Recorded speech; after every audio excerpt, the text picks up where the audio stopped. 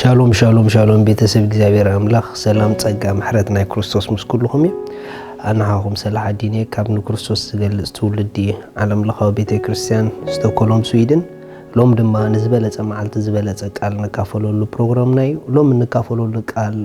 ፍቅረ አምላክ ግሉጽ ሐቂዩ ንእመኖ ዝብልዩ ፍቅረ አምላክ ግሉጽ ሐቂዩ ንእመኖ ገለገለ ሰባት ናይ እግዚአብሔር ፍቅሪ አምላክ ኣብ ልዕሊኦም ፍቅሪ ከም ዘሎ መረጋገጽ ብሕጂ ብዙሕ ዝደሊ ሰባት አሉ እቲ ሐቂ ግን ከም ይኮነን እግዚአብሔር ብሕጂ ከም ዘፍቅረካ ንኸረጋገጽ ምንም አይገብረልካን እዩ ነገር ግን ንናቱ ፍቅሪ አዒንተኻ ምኽፋት ጥራሕ ይደልየካ ምኽንያቱ ናይ እግዚአብሔር ፍቅሪ ዝተገልጸ ሐቂዩ ምእማን ጥራሕ ኢዳ አደድልየ እምበር እቲ ፍቅሪ ተስተገሊጽ እዩ ምግላጽ ፍቅረ አምላክ ከዓ ርጉጽ ሐቂዩ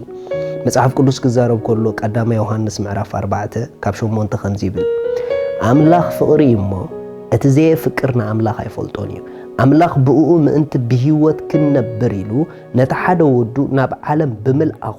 እታ ፍቅረ አምላክ ንዓና በዚ ተገለጸትልና ከሪኹም እታ ፍቅረ አምላክ ንዓና በዚ ተገለጸትልና ናይ እግዚአብሔር ፍቅሪ ብሕጂ ክትግለጸልና ይኮነን መጽሐፍ ቅዱስ ዝብል ኖ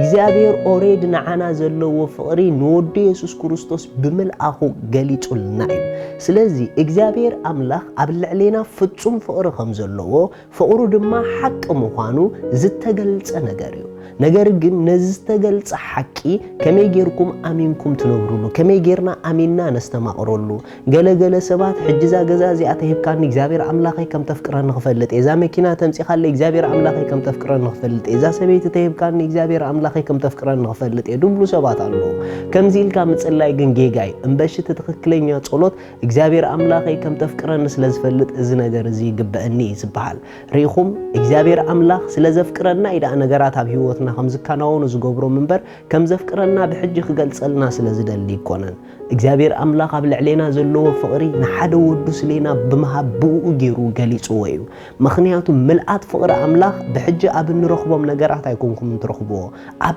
ኢየሱስ ክርስቶስ ኢና ንረኽቦ ምኽንያቱ ኩሉ ህይወት ዘድልየና ኣብ ክርስቶስ ኣሎ ብክርስቶስ ኩሉ ናትና ኮይኑ እዩ እዚ ኩሉ ናትና ብክርስቶስ ዝኾነ ግን ብፍቅሪ አምላክ እዩ ስለዚ ነዚ ኣብ ልዕሊና ዝተገልጸ ግሉጽ ፍቅሪ አምላክ ክንአምኖ ንዕኡ አሚንና ድማ ብፍቅሩ ኣብ ህይወት ካብ ሰዓርቲ ዝፈልጡ ሰባት ኮይና ክንነብር ይግበአና እዩ እግዚአብሔር አምላክ ብሐቂ የፍቅረና እዩ ከም ዘፍቅረና አይንጠራጠር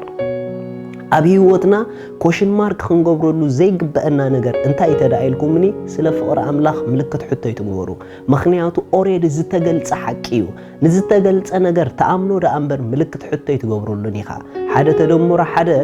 ክሳብ መልስ ዝበጽሕ ሕቶ ክኾነካ ይኽእል እዩ ኢዚኳልቱ ምስ በጽሐ ግን ተወዲኢት ነገር ናይ እግዚአብሔር ፍቅሪ ድማ ኣብ ፍጽምና በጽሕ እዩ ፍቅሩ ኣብ ልዕሊና ተገሊጽ እዩ ስለዚ ኣነ ንስኹምን ነዛ ግልጽቲ ፍቅሪ አምላክ አሚንና ንርእስና ከም ፍቁራት ደቂ አምላክ ክንፈልጣ የድልየና እዩ አምላክ ከመይ ይፈልጠና እንተዳኢልኩም አምላክ ከም ፍቁራት ደቂ ይፈልጠና እቲ ሕቶ ግን ንሕና ከመይ ንፈልጣ ብሐቂ ናይ እግዚአብሔር ፍቅሪ ኣብ ልዕሊና ፍጹም ከም ዝኾነ ነዛ ሐቂ ዝኽሳዕ ክንደይ ኢና ንኣምኖ ክሳዕ ክንደይ ኢኹም ካብ ነገራትኩም ወፂኹም ንፍቅሪ አምላክ ተኣምንዎ ገለገለ ሰባት እግዚአብሔር አምላክ ክንጾም ክንጽሉ ኮለና ፍቅሩ ሓፍ ዝብል ቤተክርስቲያን ክንከይድ ኮለና ፍቅሩ ዝውስኽ ምንባብ ከነጉድል ኮለና ፍቅሩ ዝጎድል ይመስለና ተሐቂ ግን ከም ይኮነን ቅድሚ ቤተክርስቲያን ምኻንና ይፍቂሩና ቅድሚ ናብኡ ምምጻእና ይፍቂሩና ቅድሚ ንዕኡ ምፍላጥና ይፍቂሩና ፍቅሩያ ናብኡ ምጽኣትና ፍቅሩያ ክንፈልጦ ጌራትና ፍቅሩያ ክንውለድ ጌራትና መጽሐፍ ቅዱስ ከምዚ ይብል ኣብ ሮሜ ምዕራፍ 5 ሮሜ ምዕራፍ 5 ጥቕስ 8 ገናኸ ንሕና ገና ሓጣኣን ኮለና ክርስቶስ ኣብ ክንዳና ሞይቲ እሞ አምላክ እታ ፍቅሩ ንዓና በዚ የርኢ አሎ ሪኹም ጌና ሓጣኣን ኮለና ጌና ካብኡ ርሒቕና ኮለና ጌና ወዲቕና ኮለና ጌና ዘይንጠቅም ኮለና እግዚአብሔር አምላክ ግን ካብ ሓያል ፍቅሩ ዝተላዕለ ጌና ንዕኡ እኳ ዘይንበቃ ኣብ ዝነበርናዮ ግዜ ንሓደ ወዱ ኣብ ክንዳና ብምሕላፍ እታ ኣብ ልዕሊና ዘላቶ ፍቅሪ ብኡኡ ኣርኢና እዩ ብኻልእ ኣዘራርባ ክርስትና ካብቲ ኩሉ እምነታት ዝፈልዮ እንታይ ተዳኢልኩምኒ እቲ ካልእ ሃይማኖታት አምላክ ንኸፍቅረካ ብዙሕ እትጽዕሮ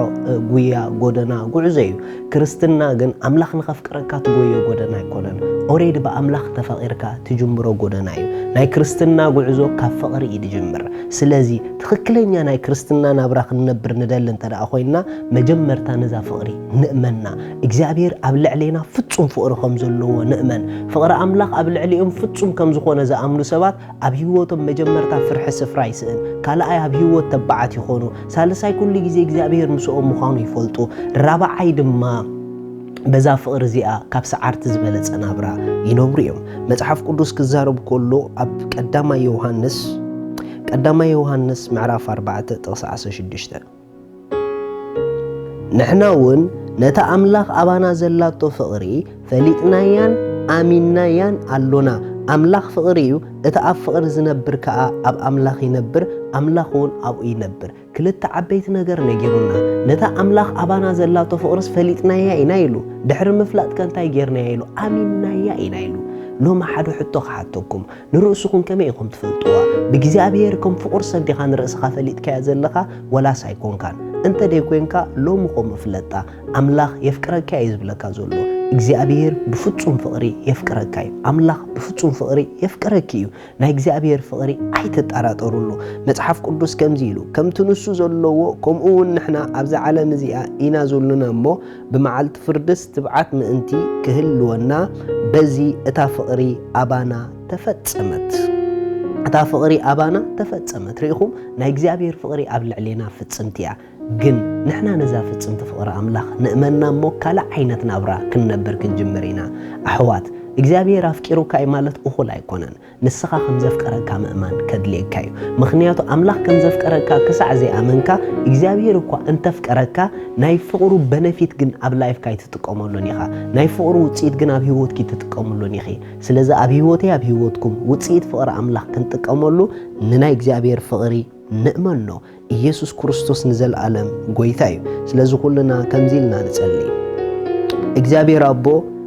ስለታ ኣባይ ዘላትካ ዓባይ ፍቅሪ የመስግነካ ኣለኹ ፍቅርኻ ኣብ ልዕለይ ፍጹም ስለዝኾነ ክብሪ ይህበካ ኣለኹ በዛ ፍጽምቲ ፍቅሪ ኣብ ህይወት ኣነ ኣባኻ ንስኻ ኣባይ ሓደ ኮይና ስለንነብር ክብሪ ኩሉ ንዓኻ ይህብ ኣለኹ ኣሜን ኣምላኽ ባረኽኩም ሎሚ ንጎይታና ኢየሱስ ክርስቶስ ኣብ ህይወትኩም ወሲንኩም ክትቀበልዎ እትደልዩ እታ ኣብኡ ዘላ ናይ ዘለዓለም ህይወት ክትቀበልዋ እትደልዩ እዛ ጸሎት እዚኣ ጸልዩ እግዚአብሔር ኣቦ ስለ ወድኻ ኢየሱስ ክርስቶስ የመስግነካ ኣለኹ يأمن الله يسوع كريستوس ስለ ኃጢአተይ ከም ዝተሰቀለ እዳ ኃጢአተይ ከፊሉ ከም ዝፈጸሞ ስለይ ከም ዝሞተ በሳልሰይቲ መዓልቲ አምላኽ ከም ሞታት ከም ዘተንስኦ ኣብ የማን አምላኽ ከም ዝተቀመጠ يأمن الله ኢየሱስ ክርስቶስ ናይ ህይወተይ ጎይታ እዩ ኢየሱስ ክርስቶስ أملاخي مدحاني إيو كابزا ساعات نكريستوس بمقبالي حدش فترات ولود أملاخ كوين اللهو منفس قدوس بشم يسوس بأمنت ناوشتاي يقبلك اللهو آمين زي أتصلوا لتصلوهم بتحمقوا حقوسكم بزيب تحت زلو أدراشانا كونتاكت قورنا يخوم ساتليكم حاجز كن لأخلكم هنا شالوم